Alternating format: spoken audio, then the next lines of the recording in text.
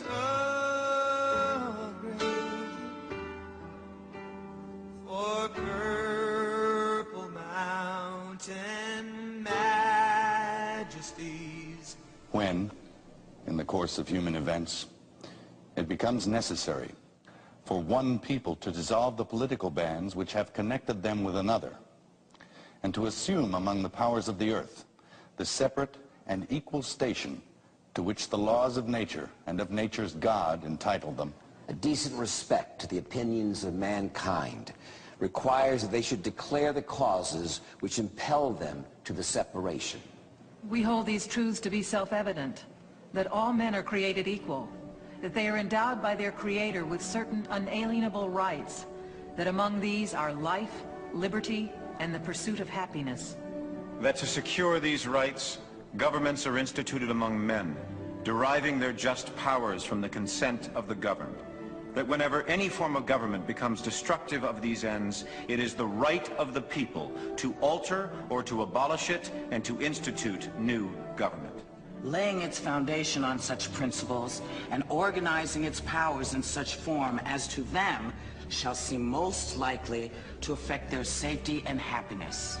Prudence indeed will dictate that governments long established should not be changed for light and transient causes. And accordingly, all experience hath shown that mankind are more disposed to suffer while evils are sufferable than to right themselves by abolishing the forms to which they are accustomed.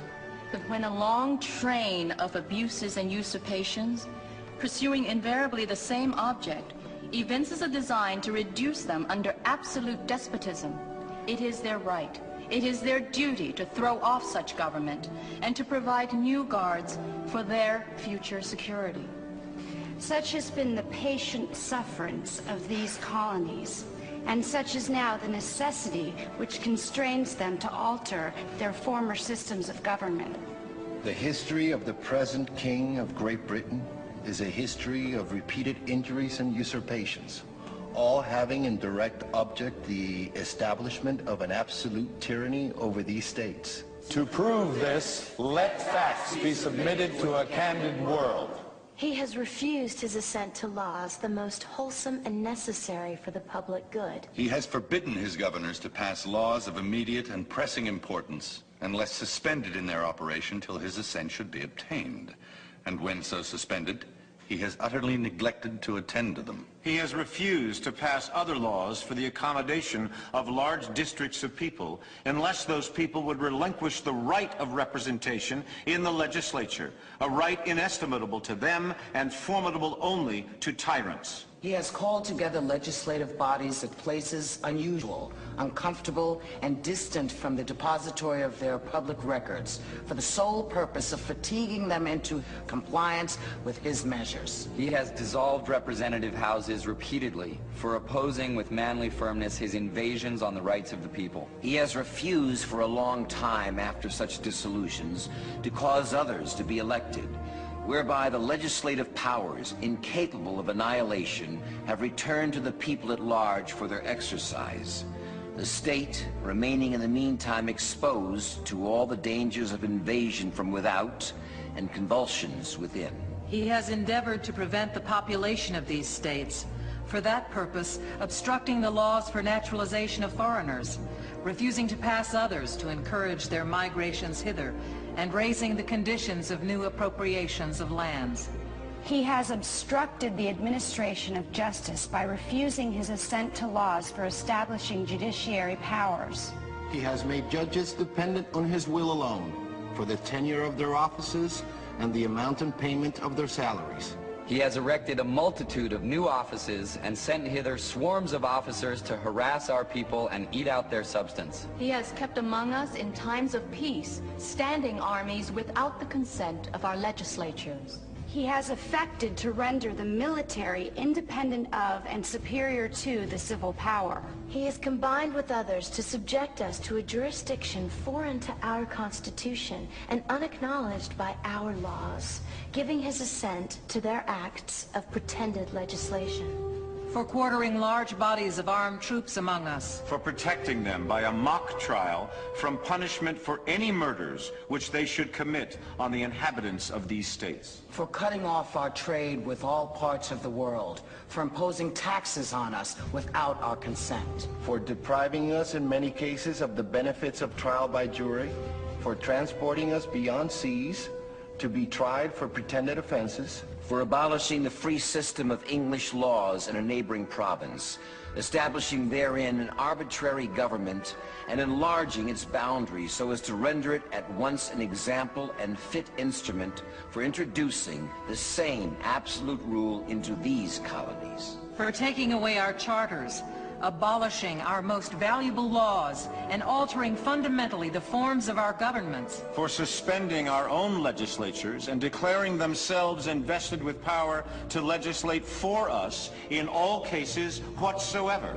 He has abdicated government here by declaring us out of his protection and waging war against us. He has plundered our seas, ravaged our coasts, burnt our towns, and destroyed the lives of our people.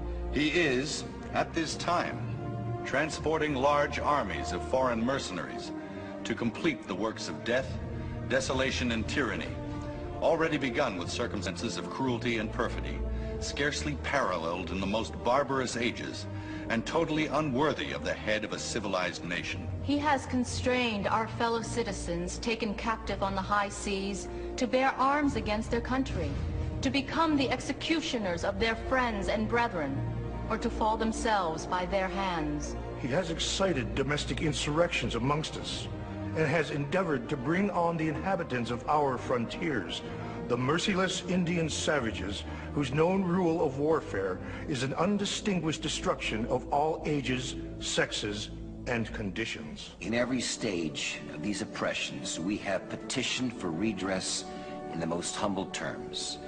Our repeated petitions have been answered only by repeated injury.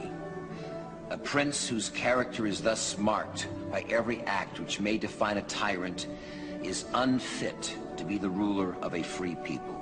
Nor have we been wanting in attentions to our British brethren.